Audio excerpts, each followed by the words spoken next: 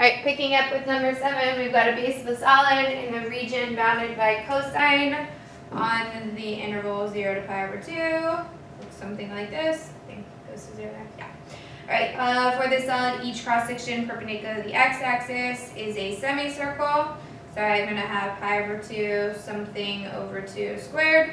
The radius would just be half of the cosine like this. Please make sure that the 2 is getting squared, because when the 2 gets squared, that actually becomes cosine squared over 4 with a pi over 2 out front, right? So that 2 needs to be squared, so either put it 4 or put parentheses around everything.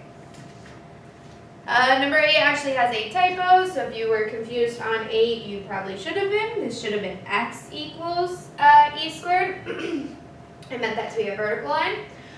So let's sketch this. Natural log looks something like this. Y equals 1, obviously, straight line at 1. Alright, oh, that's supposed to be 1. Now what x equals e squared needs to be, well, I need to know, right, is it on this side or this side of like the 1 intersection? So I'm going to plug in y equals natural log of e squared, which is just going to be 2. So that means that's like up here at 2, so this line right here. I want the region bounded by this line, this curve, and this line, so that's this right here, right? The only thing that's in between the 3 of them. Each cross-section perpendicular to the y-axis, so I know it has to be dy, so I can cross off these, is a square. I know that I'm going to have something squared. So we can, yeah, you can kind of cross off this one. Alright, now we're going to be doing right minus left. Right is going to be the e squared value. Remember, because this is just e squared. Minus the function value. So minus, I need to put this in terms of x equals, that's e to the y equals x. So it's e squared minus e to the y squared. Okay, and then I need to figure out my interval, so it was from y 1 to 2. Oh no. Oh yeah, I do. Okay. E squared minus e to the y squared.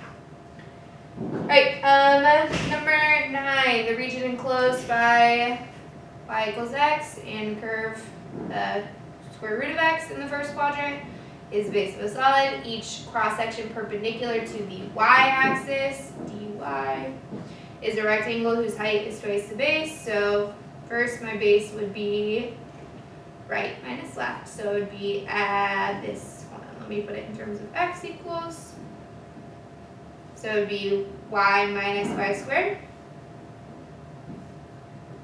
Yeah, that's just the base, so I would need to multiply times twice that, so twice that times the base. I'm going in terms of y, this would be 0, this is 1, 1. I just know by now, we've done a lot that they need at 1, 1. So this is 0 to 1, and I don't need a pi because I'm doing a rectangle. So this is the same as that squared with a factor of 2. So I think either one of these are going to work. Technically, it should be the y minus y squared, but they're going to be the exact same because the only difference is the sign, but it gets squared, so it doesn't actually matter. Number 10, we've got 2 functions in terms of y. I want to find the coordinates of the 2 points of intersection. So set them equal. 1/2 y squared minus 3 equals y plus 1. So I'm going to subtract these over. 1/2 y squared minus y minus 4. I'm going to get rid of the half by multiplying everything by 2. Now I'm going to factor out, so that is y minus 4, y minus plus 2. So y is negative 2 and 4. Now I need to know the x's that go with that. So this would be g of negative 2 is negative 2 plus 1, which is negative 1. So I've got negative 1, negative 2. Make sure you're putting the y in the y part, right? We're tempting because we usually find x first. So it'd be tempting to put it there, but it's actually the y value. It's the negative 1. It goes there. And then g of 4 is just 4 plus 1, which is 5. That is the x value. The y value is 4. So these are my 2 intersections.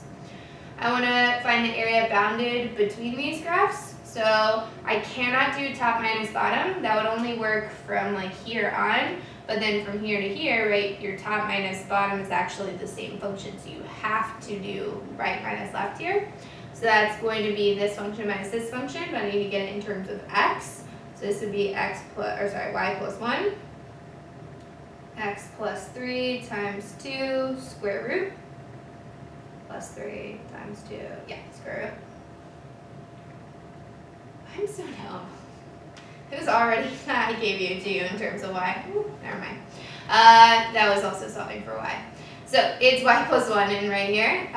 The line minus the curve, because right minus left, y plus 1 minus parentheses, 1/2 y squared minus 3. That's the area, and I want to go from the y values, -2 to 4 dy. Part C, the region enclosed is the base of the solid. For this solid, each cross-section perpendicular to the y-axis, so I want it in terms of y still, is a rectangle with twice this, whatever the height is twice the base. So the base would just be the distance between the functions. Like we're going perpendicular to the y-axis, so it would be x minus, I keep doing that, y minus 1, y plus 1 minus 1/2 y squared minus 3. I meant to white off this before I printed and I forgot.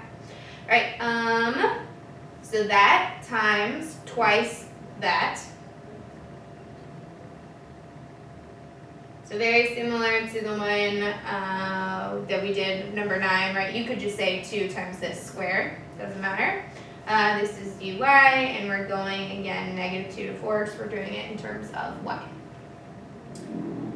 Integral that gives the volume of the solid generated by revolving around the line x equals 6. So x equals 6 is a vertical line. Going around a vertical line needs to be in dy, very similar to going around the y-axis. I'm measuring the outside radius squared minus inside pi. This is like the pi outside radius squared minus pi inside radius squared. So I'm going to pull my pi out front. My outside radius, if I'm going around this line, the outside would be the curve. So that would be the 1/2 y squared minus 3. But I need to measure it relative to the 6. So I'm going to say minus 6 squared minus your inside curve, which is the y plus 1, measured relative to the 6. So you can either do 6 minus this, or you can do the function minus 6, and 8 gets squared as well.